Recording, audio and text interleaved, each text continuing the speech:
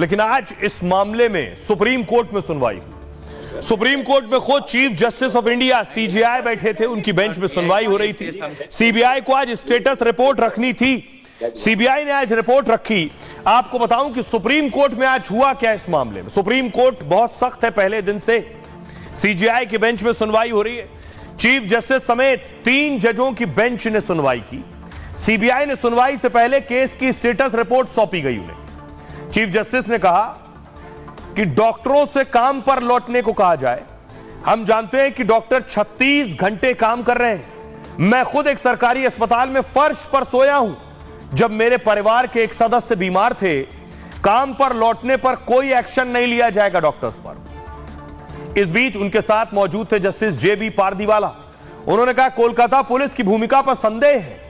जांच में ऐसी लापरवाही 30 साल के करियर में मैंने नहीं देखी है। क्या यह सच है कि अननेचुरल डेथ रिपोर्ट 10:30 बजे दर्ज की गई? यह असिस्टेंट सुपरिंटेंडेंट नॉन मेडिकल कौन है? उनका आचरण भी बहुत संदिग्ध है।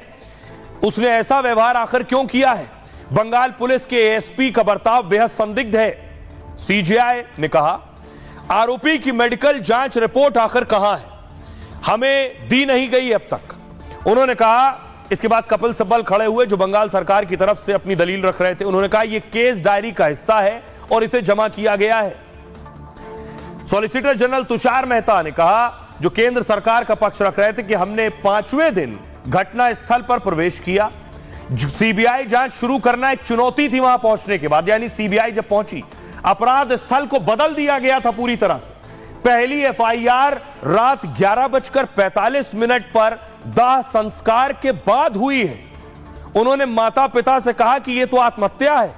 अस्पताल में डॉक्टर के दोस्तों ने वीडियोग्राफी पर जोर दिया और इस तरह उन्हें भी संदेह हुआ कि कुछ तो गड़बड़ है। सीजेआई ने कहा एफआईआर देर रात 11:30 बजे दर्ज क्यों की गई? इसको कैसे जस्टिफाई किया जाएगा? एफआईआर 14 घंटे देरी से दर्ज की गई है। कॉलेज के प्रिंसिपल को एफआईआर दर्ज करानी चाहिए थी। वो किसका बचाव कर रहे हैं? इस्तीफे के बाद दूसरे कॉलेज का जिम्मा भी सौंप दिया गया। अननेचुरल डेथ रिपोर्ट दर्ज करने से पहले आखिर पोस्टमार्टम कैसे हुआ?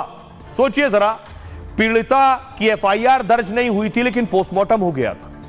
रेप मर्डर केस की जांच सीबीआई करती रहेगी। अस्पताल में तोड़फोड़ की जांच कोलकाता पुलिस करेगी। 15 सितंबर को मामले की अगली सुनवाई होगी। अब आपको सुनवाता हूं वकील जो कोर्ट में मौजूद थे, इस सुनवाई के बाद क्या कह रहे हैं। कोर्ट का काम है वो क्वेरी करना। अगर किसी भी चीज़ पे कोर्ट कंफ्यूज है तो उसको क्लैरिफाई करना होगा। तो कंडक्ट है जो कोलकाता पुलिस के अगेंस्ट में जो एक एलिगेशन लग रहे हैं, तो उस एलिगेशंस की जो प्रूफ है या वो कितने एलिगेशंस ट्रू हैं उसको लेकर कोर्ट द्वारा इंक्वायरी की जा रही है और एक एक चीज़ को देखा जा रहा है। बिल्कुल सुप्रीम कोर्ट द्वारा पिछली डेट पर भी यह अपील की गई थी कि डॉक्टर जो है अपने काम पर लौटें और प्रोटेस्ट वो किसी तरह का ना करें। सुप्रीम कोर्ट इस मामले को देख रहा है। मेन जो मुद्दा डिस्कस किया गया है वो है स्टेटस रिपोर्ट और इन्वेस्टिगेशन रिपोर्ट, टाइमिंग कब आपका एफआईआर फाइल हुई, पोस्टमार्टम रिपोर्ट एक्सेट्रा एक्सेट्रा। तो उसके लिए फिर से मैटर 5th को लगा है। तो कंक्रीट स्टेप्स और कंक्रीट जो भी हियरिंग होगी वो 5th को उस रिगार्डिंग होगी। दूसरी चीज, सुप्रीम कोर्ट ने फिर से अर्ज करा है that doctors should go back to their duties.